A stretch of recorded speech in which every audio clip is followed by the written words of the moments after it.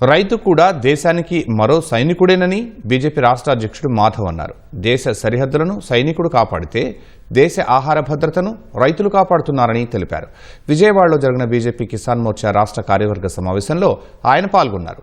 కార్గిల్ విజయ దివస్ సందర్భంగా దేశం కోసం ప్రాణాలర్పించిన అమరవీరులకు నివాళులు అర్పించారు. ఎల్నినో ప్రభావం వ్యవసాయ రంగానికి ప్రధాన సవాలుగా మారే అవకాశం ఉందని మాధవ్ అన్నారు. రైతులు ముందస్తు ప్రణాళికతో వ్యవహరించాలని సూచించారు.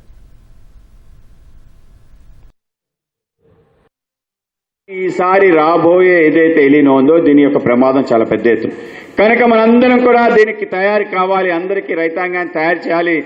తక్కువ నీటి లభ్యత ఉండబోతుంది. నీటిపై ఆధారపడిన పంటలు కాకుండా ప్రత్యామ్నాయ పంటలు వేసుకోవడానికి ఏం ఆలోచన చేయొచ్చు.